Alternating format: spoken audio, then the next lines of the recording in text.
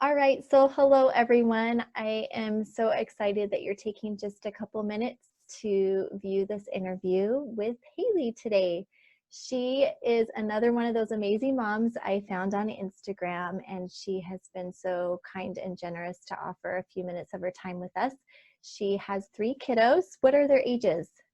So my oldest is 4, my middle is 3, and my youngest just turned 2 in March. So they are little, but they're close. Yeah.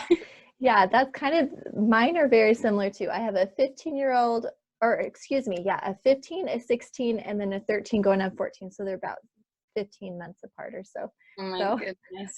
I know how that is. Anyway, so what's so fun about Hayley, and I think the girls will really enjoy this video, is that she designs modest swimwear. So who would have thought of that? That's like the funnest mom first career ever, right? So I know you're kind of in the pre-sale launching phase. Is that right? Yeah. So we've been, I've been working on this for, years and years. So when I was pregnant with my oldest, I had just ideas for swimsuits, and more for like a younger crowd, like more modest swimsuits. And as I kind of went through my pregnancy, I was looking into manufacturers and I was sketching things out. And so really it's been about 5 years. This is my oldest right here. You can tell outside. So I've been working on that. And then I'm on my third manufacturer right now, like trying to just get samples created. And I thought I would launch last summer, but my manufacturer totally dropped the ball. And it was actually a total blessing in disguise because I was able to find a company that's working with me to have like an even better experience, I guess. Like right off the bat, we're gonna do even more like to start out with than I thought, and they're a very professional company, so it's gonna be, and instead of looking more of like a one-man band, it'll look a little more professional. But we will definitely be launching this summer. There's obviously a lot of timeline issues with our new manufacturer, considering all of this like quarantine and social distancing and things like that, where their factory actually had to shut down for about 2 months. So we're about 2 months behind, but I figure it's okay because we have this weird thing going on, especially in the States, where it's not really like anybody's doing any summertime activities out right now. So I feel like it's all kind of working out in a way. But it's been a long time. So yeah, so we're kind of in this pre-order, almost launching phase that I feel like I've been in for a little while, but it's all for good reason. Everything's going to come out even better in hopefully just like a few weeks is what we're looking at. So that's super exciting. So what even made you get the idea of swimwear design? I know you said you kind of transitioned from younger girls to now, is moms your main yes, focus? absolutely. So I lived in LA for a little bit after high school. Actually, I was there on a dance scholarship, and I will always remember this. I had a friend who was just kind of asking everybody, like, if you weren't dancing right now, what would you do? And immediately it just like rolled out of my mouth. I said, I would create like a modest swimwear line. And everybody just kind of looked at me. And I'm actually a convert to the church. I got baptized when I was 18. So after I graduated high school, and this was about a year later. So I really had only been a member, a real active member for about a year. And it was just something that kind of like rolled out of my mouth, and it will forever be like a moment for me that I'm like, that is exactly what I want to do after kind of all of this. You can't dance forever. It's not being a professional dancer isn't really a career, especially as a mom and things like that. You can, it's just extremely hard. And I knew in my heart that that's not always what I wanted to do. And I've always been, I never really realized it until I actually just a couple of years ago. But I think sorry, I've got my little one trying to get hold of me. But I have always thought in like terms of changing clothing. So I would see a shirt and I'm like, that's really cute, but I would change the sleeve. Or like I see a dress and I'm like, that's awesome, but like maybe the neckline could be a little different, or things like that. Like I love actually taking like immodest clothing and thinking of a way of like how to make them more modest. this is like a very roundabout story to go along with what you're asking me, but I feel like it's where I'm at now has just been a culmination of so many things. Like, yes, I wanted to solve my issues when I was younger, like, 18 or so, walking to the beach, I would just get weird tan lines because of all the weird cover-ups that I had to wear. So that was my biggest issue. I was like, I just don't want weird tan lines. Where then I became a mom, and then I spent the whole summer pregnant with my first, and then I was pregnant again, and they're 12 months apart, my first two. So I basically did the same thing. So I was pregnant for 2 summers in a row, and then by the time I had my third, I really just wanted to find something that made me feel comfortable. I just could not figure out why, as women, we were being asked to wear something that didn't have any support, really doesn't have a lot of coverage, just like a really awkward fit where it either pulls down in the front or it pulls up or both, right? And there's just not a lot of fabric to work with. And not that we don't love our bodies, but just that it's just hard to wear anything that's less than regular clothes, right? And men get to wear full on shorts. Like if they put a shirt on, it looks like they're wearing regular clothes. Where like if we put a shirt on, it still kind of looks like not a lot of clothing, right? So when you start to really think about it, I just kept thinking, man, this is so strange. And so after I had my third, my youngest, her name is Basil. So that's kind of where the name kind of came from. She was born in March. So she was about 4, 5, 6 months old. And my boys were, like 2 and 3. So those are, really active ages. And we would go to the splash pad. And I was like, I guess I'll just wear a sports bra, a tank top, or a t-shirt and some shorts. But like, you don't really know what to wear to places like that. Do you wear regular clothes? Do you wear a full-on swimsuit? Is it really awkward? I ended up I would just wear running shorts. And I'm like, man, I just wish I could find this in a swimsuit. And I've told this story before on my Instagram, but I went to Target and I found what I thought was exactly what I was looking for. It was a swim romper.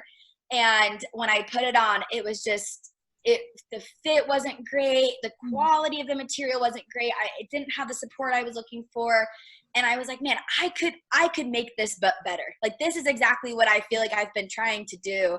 So I did more sketching and more designing and things like that.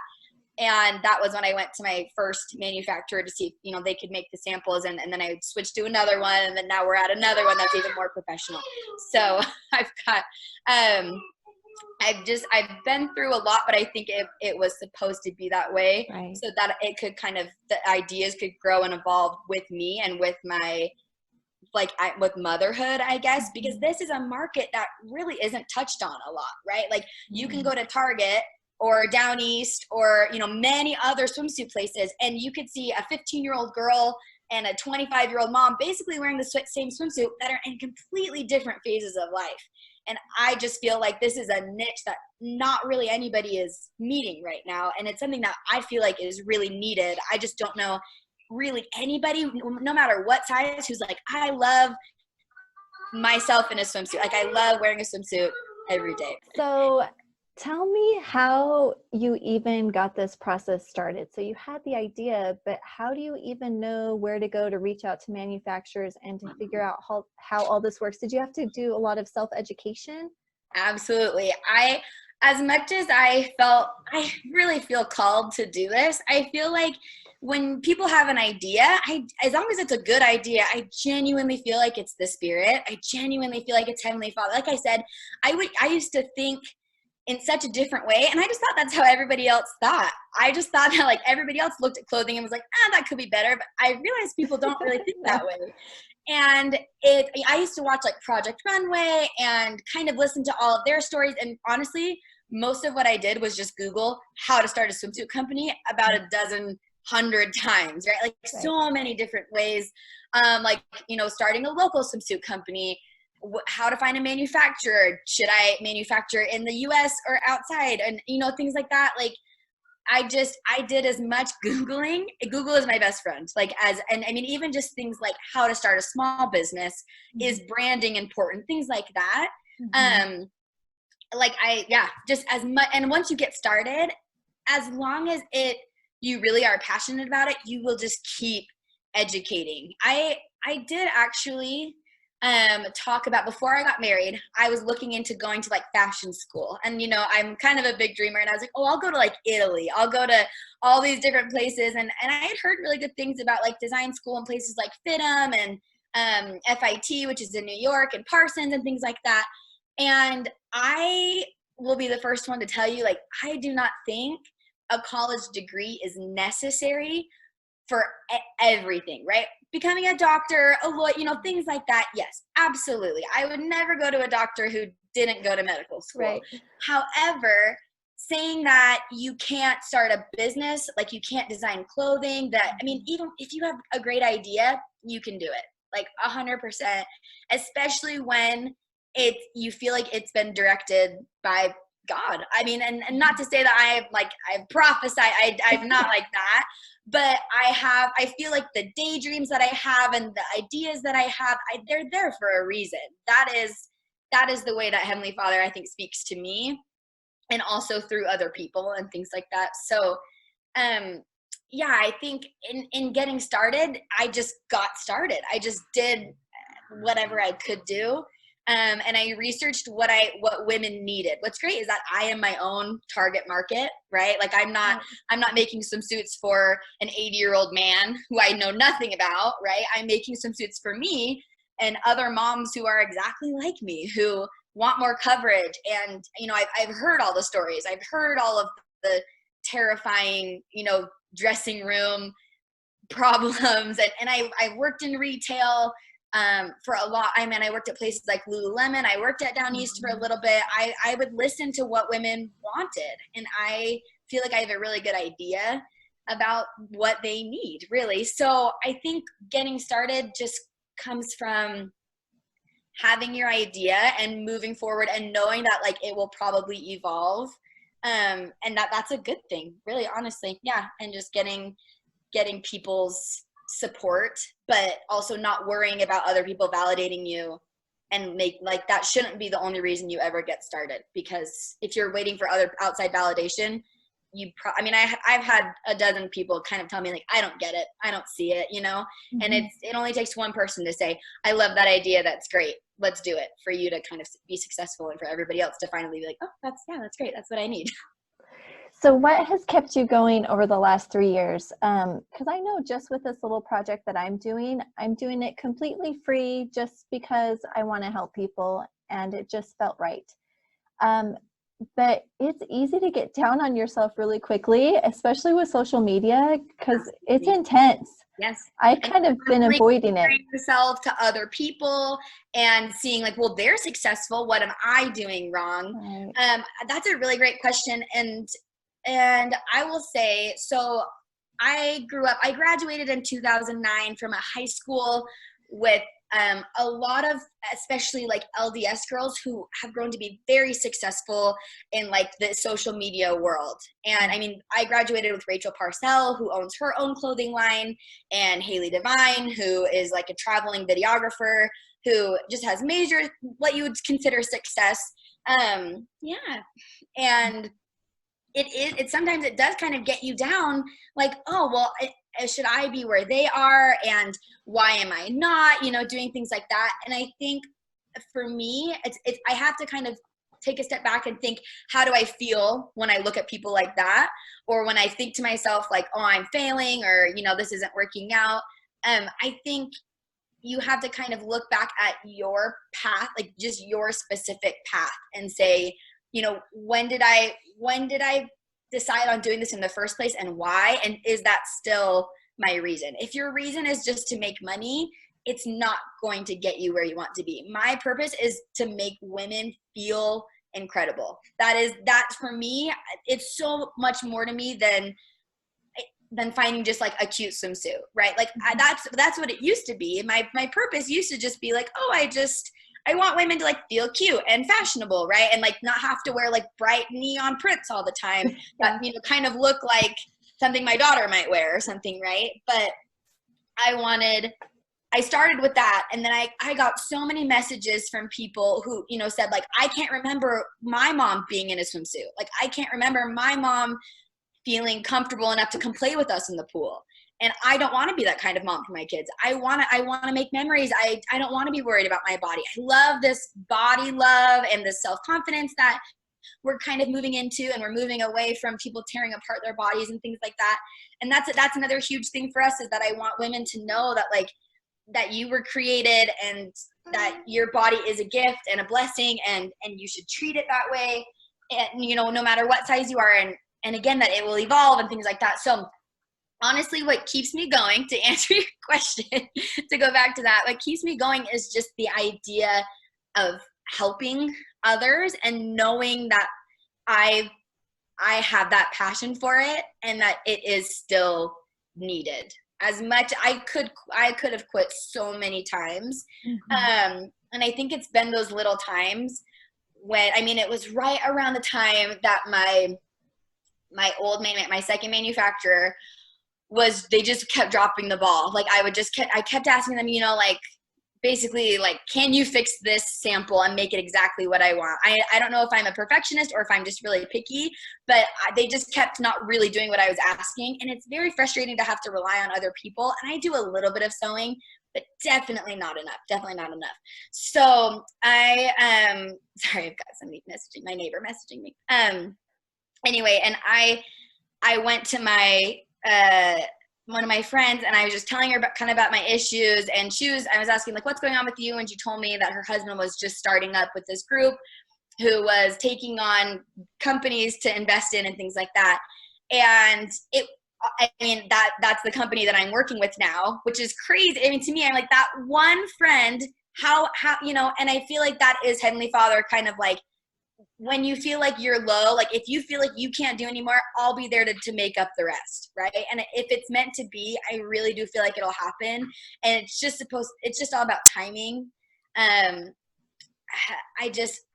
have to bring myself down and really look back on everything and remember, like, okay, this happened and this happened and this happened for a reason, right? Like, as much as you want to look forward, for me, I think I also have to look back and make sure that I remember, right, what my real purpose is, and all the other things that had to come into place to get me to where I am today, and kind of clap and cheer for myself for even just the smallest victories.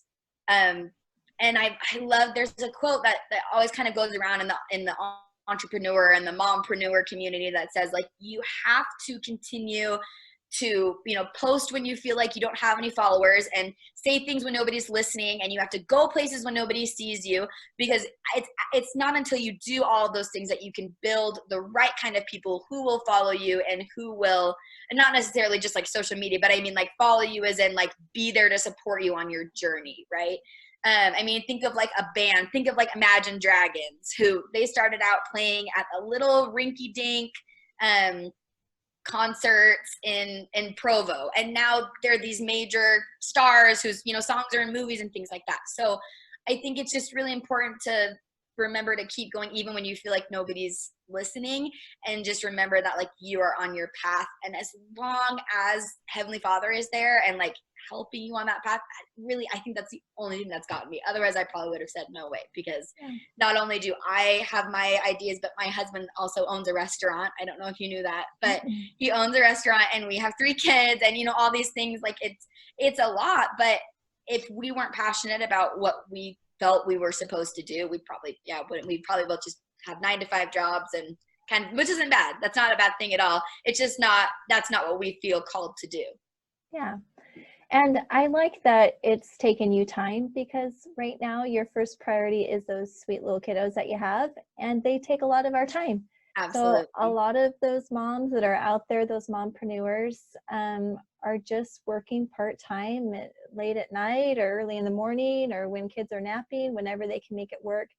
And it's not overnight success, and that's not what we need. We don't need overnight success, for sure. So I love that. So do you have an investor now, or how did you what type of investment has this been for you? Because that's the scary part, and especially if there's some teens out there that are really into designing and that idea sounds very, very fancy.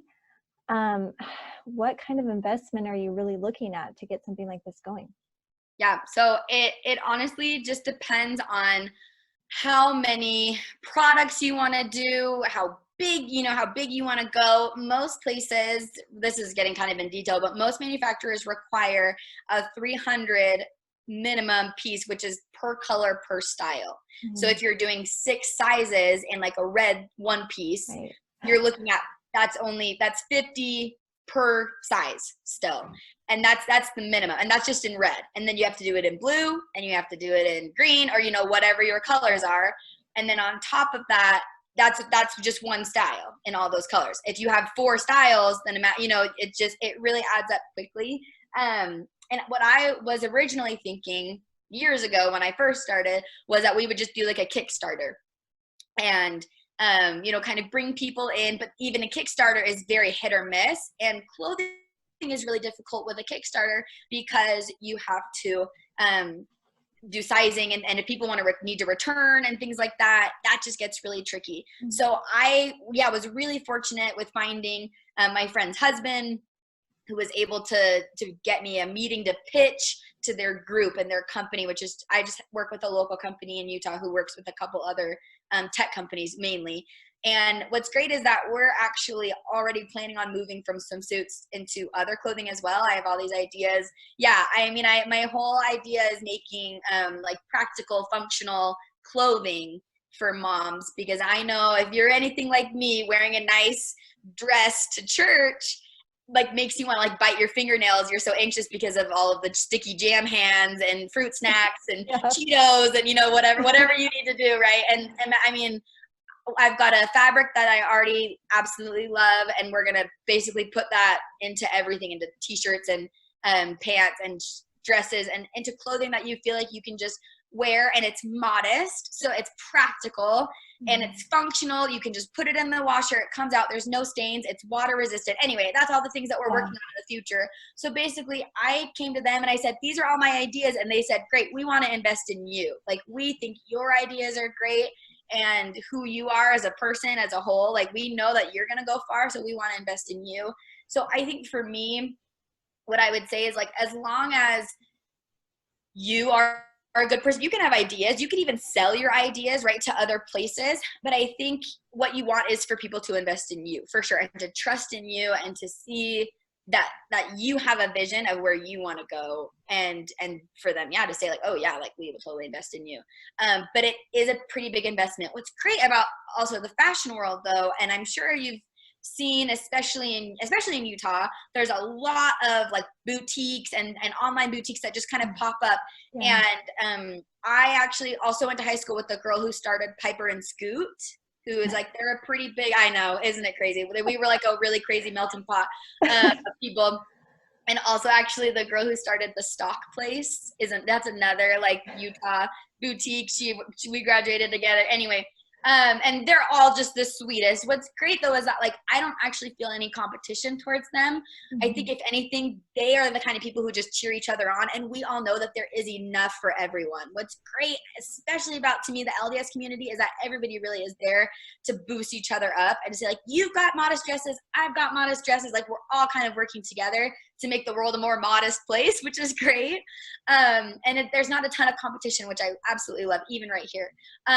But I think the way that they all got started was they just went online, and basically you kind of just search like wholesale. You usually have to get a business license, and you just start buying clothing, and then you buy it for basically double what you bought it for, and kind of just go from there, right? You just make money off of that, and then you keep buying more things and more things. And I know Piper and Scoot they have a shop, they have a massive warehouse. Like, she's grown so much in just a short amount of time. I think she only really started about 6 years ago, probably right around the time that I got married. So it hasn't been that long, and she's crazy successful. And I know she was kind of one of the first, but that doesn't mean that there isn't space for other people to do the same thing, especially if you have a specific niche.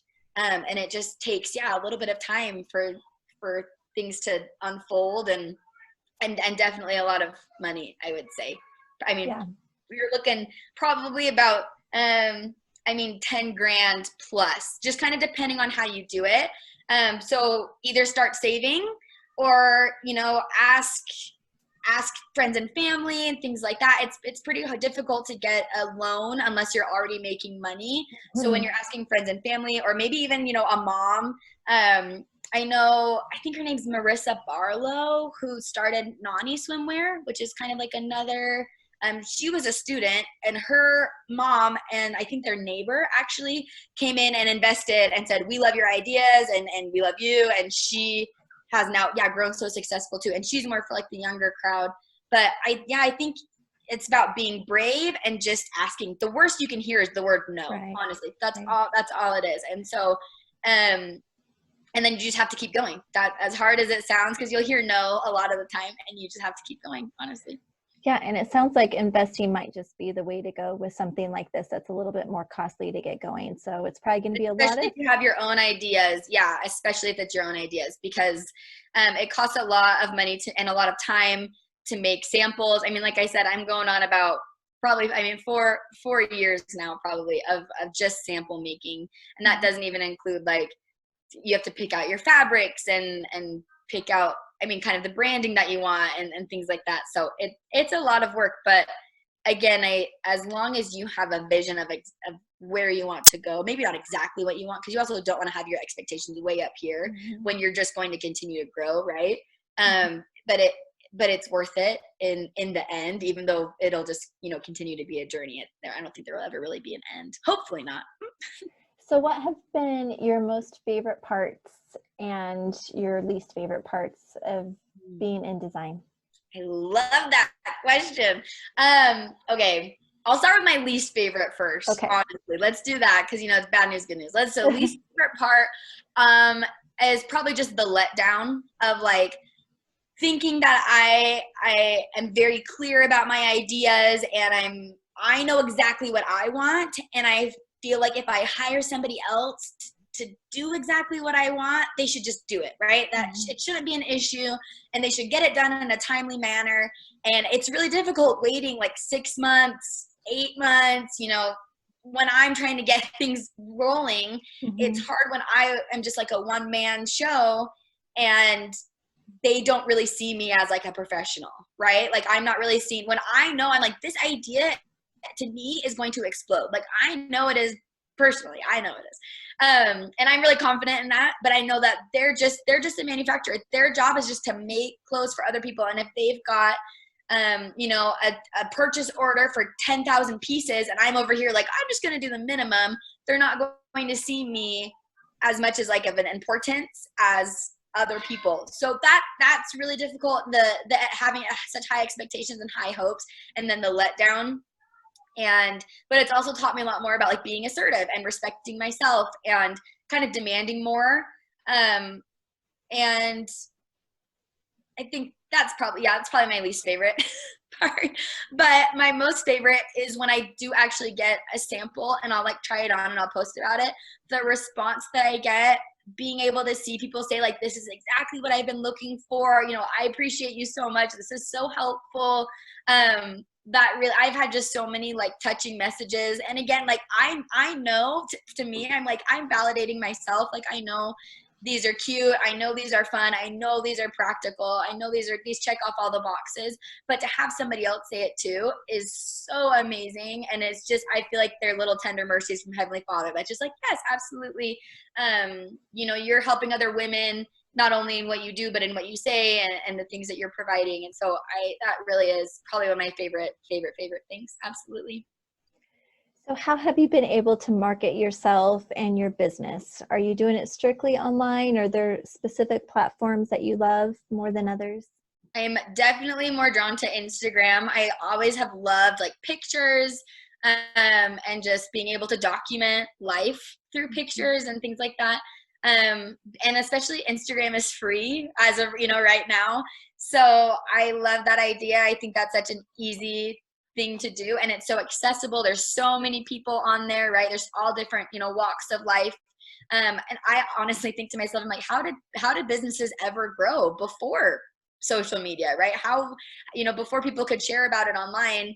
I guess it was just ads and billboards and in the newspaper and in magazines, I guess. But I'm like, man, that is so crazy to me that there wasn't this platform before, and now I think it's great, like that so many people can start new businesses and boutiques and things like that because we have that platform now to do that on. So definitely more drawn to Instagram, and then we will probably start actually reaching out to like influencers and people that I admire and people that totally match with my branding of like body love and modesty and motherhood and things like that, and kind of using them to propel and move us forward.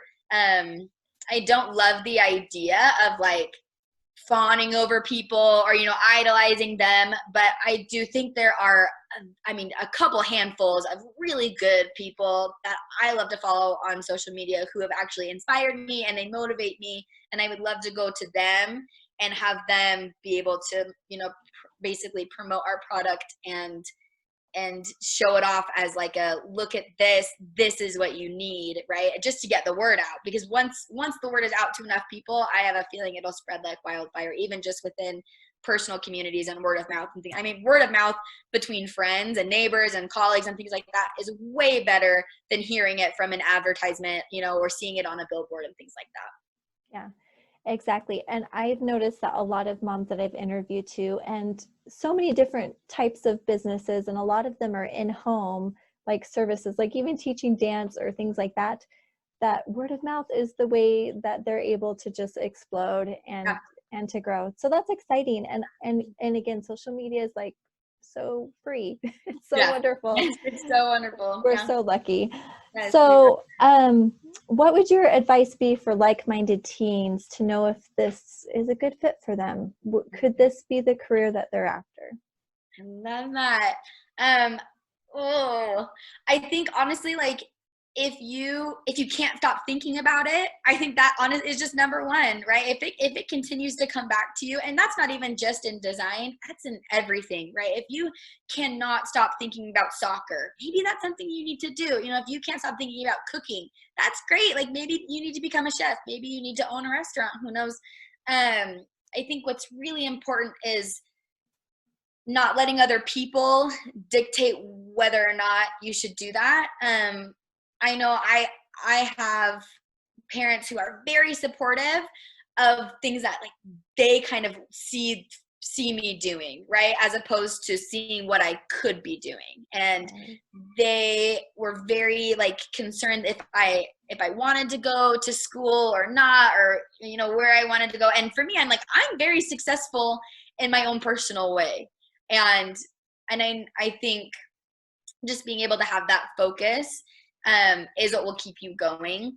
And so even as a teen, I think just leaning into your passions, leaning into what makes you happiest, what you feel like Heavenly Father is maybe trying to tell you. I think this new youth program that's focusing on goals it's a perfect time to start whatever you want to do, right? Whatever you're passionate about, and moving forward with all of those things. There's so much that we can do. We have so much accessible to us because of the internet. Like, I mean, when I was a teen, we barely had internet, and I didn't know. But I mean, you can start a business at age 17 right now. I mean, even younger. You can start kind of whatever you want. I've seen so many episodes of Shark Tank where kids go on, starting a jewelry company or whatever. And I'm like, I don't feel like I could have ever done that before.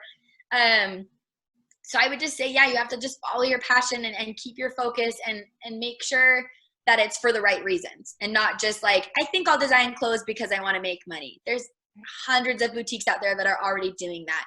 You have to find what makes you different and make sure that it's the right fit for you. It's a great business idea to run, especially being a mom. It's great. Especially because I'm making it for moms, and I've kind of catered it to me and things like that. However, it's still a business. And so it's really great for me is that I actually gave away part of my company to that investment group with all the stuff that I don't want to spend my time doing. Things like accounting, honestly, all of the business stuff. I was like, I'm not very good at that. I'm going to delegate and let you guys do that. I could have done it. But would I have been as successful? Probably not, because I would have been so focused on my business, I wouldn't have been able to have that balance. Whereas like, I love designing and I love social media and I love the idea of photo shoots and things like that. I want to do that. And I want them to kind of take care of everything else. So you'll have to kind of decide as a, you know, do you want to become a mom? Do you want to be a young mom? Do you want a billion kids? Are you looking for just a small family so that you can focus on your business? Can you have a business and a bunch of kids and be the mom that you want to do, right? It's a good thing, honestly, to start thinking about now, but also remember that you're going to go through so many different ideas. And if one idea doesn't work out, you're not a failure. That was just a stepping stone to boost you up and to help you move on to the next place where you're supposed to be. I know I moved back from Los Angeles and said, I'm not going to be a professional dancer. I feel like a failure. And I had this overwhelming feeling of like, you are not a failure. You are just moving on to the next thing. You didn't fail. You didn't lose out on anything. You did it. You did that dream. You know, you tried your best. And now you're moving on to the next thing, right?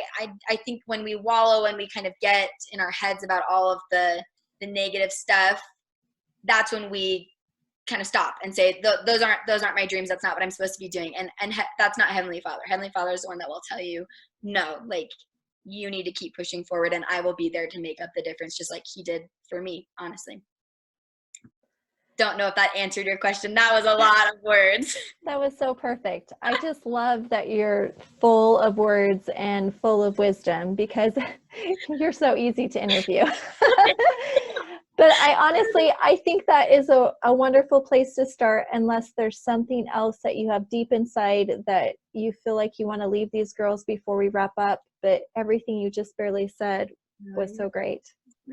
No, I don't think so. Yeah, I'm like, I don't know if you knew, you probably didn't know, but I was called into the Young Women's before all this quarantine stuff. So I was working with them and I love seeing them. And I know like they all have these different passions. And I think, you know, middle school and high school is such a hard time to try to explore and experiment in the best ways, right? And I'm like, that is the time, right? You need to figure out what you love. And at the time I loved dance.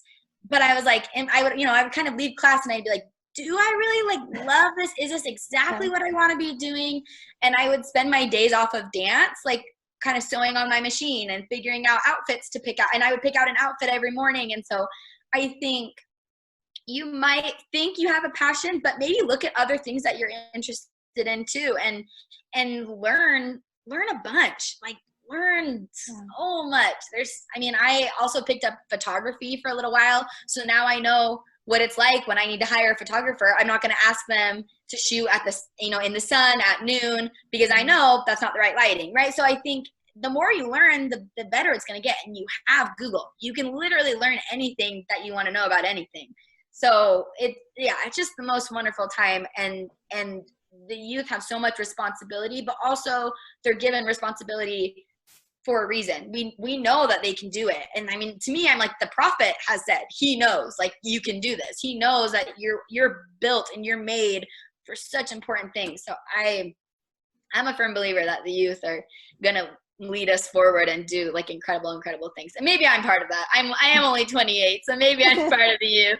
Yeah, but you are. I totally am. But no, I'm excited for the next generation and to see what they do, and hopefully maybe I can be an inspiration to somebody to start whatever kind of dream they have and to pursue it.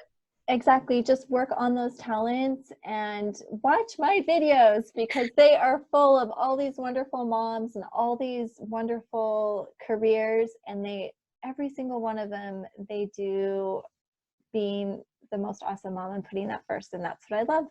And sometimes when we plan out our future, we forget to plan out our career in a way that will complement motherhood. They're kind of two different directions.